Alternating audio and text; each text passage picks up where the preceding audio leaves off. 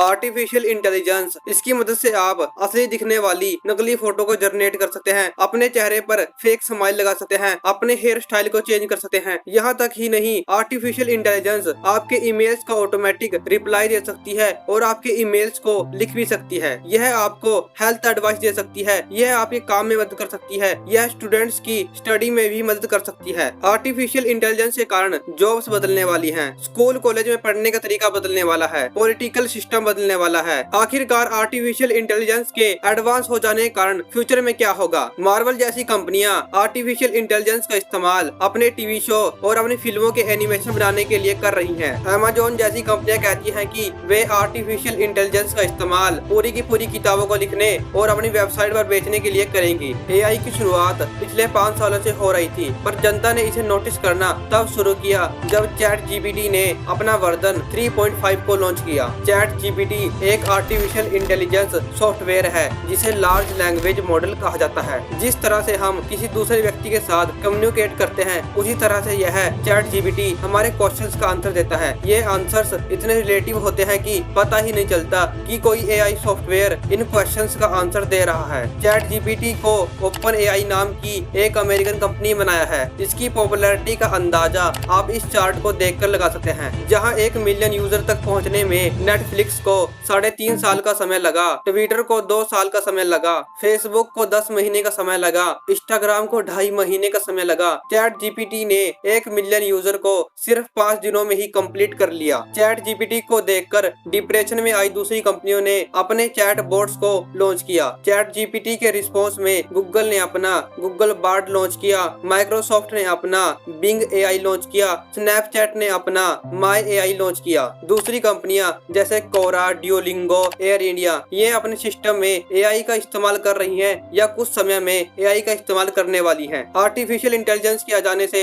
Jobs पर बहुत बड़ा इम्पैक्ट पड़ेगा। जब भी कोई टेक्नोलॉजी आती है वह दूसरी नौकरियों को खत्म कर देती है। जब स्मार्टफोन आए तो लैंडलाइन टेलीफोन ऑपरेटर की नौकरी गायब हो गई। जब गाड़ियां आई तो घोड़ा गाड़ी चलाने वाले लोगों की नौकरियां खत्म हो गई। पर आर्टिफिशियल इंटेलिजेंस के कारण ग्राफिक डिजाइनर, लोगो डिजाइनर और म्यूजिशियन की नौकरियां भी गायब हो जाएगी। मिड जर्नी और स्टेबल डिफ्यूजर जैसे सॉफ्टवेयर आपको चंद मिनटों में इमेज जनरेट करके दे सकते हैं, किसी लोगों को बना सकते हैं और ग्राफिक को डिजाइन कर सकते हैं। जब ऐसे सिस्टम आ जाएंगे तो उन लोगों की जरूरत नहीं होगी जो इन चीजों को कर सकते हैं। World economics forums future of jobs report 2022 के अनुसार 2025 तक 85 मिलियन जॉब्स गायब हो जाएंगी एआई की वजह से। इसी रिपोर्ट में यह भी बताया गया है कि एआई की वजह से 97 मिलियन नई जॉब्स क्रिएट भी होगी। जो ये नई जॉब्स आएंगी, इन जॉब्स में वो व्यक्ति होंगे जो आर्टिफिशियल इंटेलिजेंस को कमांड दे सके कि हमको कैसा लोगो डिजाइन करना है और इसमें किस किस कमियों को दूर करना है। आर्टिफिशियल इंटेलिजेंस को चलाने के लिए उसके पीछे कोई काम करने वाला व्यक्ति तो होगा जो आर्टिफिशियल इंटेलिजेंस को इंस्ट्रक्शन देगा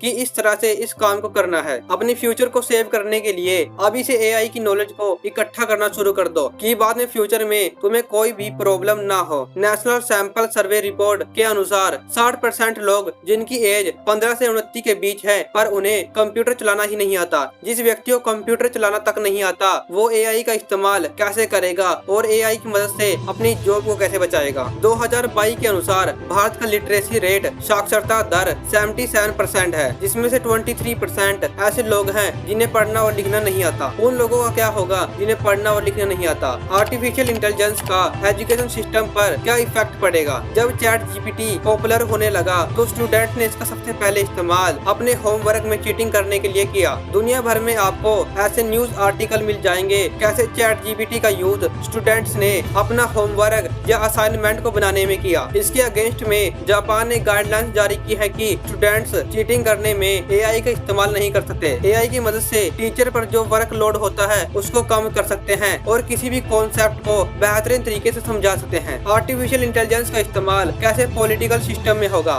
इसकी शुरुआत 2016 में हुई थी जब अमेरिका में प्रेसिडेंशियल इलेक्शन हुए थे जिसमें डोनाल्ड ट्रंप जीते थे। उसमें ब्रेक्सिट ने वोटों को लेने के लिए एक फेसबुक कैंपेन शुरू किया जिसमें लोगों को कई एड्स दिखाई गई और उनके डिसलाइक और लाइक से पता किया गया कि इन लोगों को ये चीजें पसंद आ रही है। फिर उन लोगों को कैटेगरीज वाइज डिवाइड किया गया और उनकी पर्सनैलिटी के अनुसार उन्हें एड्स दिखाई गई, जिसके कारण ब्रेक्सिट को 51.9% वोट्स मिले थे। आर्टिफिशियल इंटेलिजेंस का इस्तेमाल स्कैम्स में भी किया जा रहा है। पहले स्कैमर स्कैम्स करने के लिए पहले फेक मैसेज करते थे तो उसमें ग्रामेटिकल मिस्टेक को देखकर पता लग जाता था कि यह स्कैमर्स का भेजा हुआ मैसेज है। पर जब आर्टिफिशियल इंटेलिजेंस इन मैसेज को भेजेगी तो पता ही नहीं कर पाएंगे कि यह एक स्कैम है, क्योंकि उसमें कोई गलती पैदा होने का सवाल भी नहीं होगा। आजकल एक बहुत खतरनाक स्कैम हो रहा है, वॉइस बेस्ड स्कैम। इस स्कैम में स्कैमर्स आपके रिश्तेदारों की आवाज निकाल कर आपसे पैसे मांगते हैं और आपके साथ स्कैम कर लेते हैं। ये स्कैमर्स आपके फैमिली मेंबर्स की आवाज को मिमिक कर देते हैं, जिससे आपको पता नहीं चलता कि आपके साथ स्कैम किया जा रहा है। इस रिपोर्ट को देखिए, इसमें बताया गया है कि इंटरनेट पर दर्जनों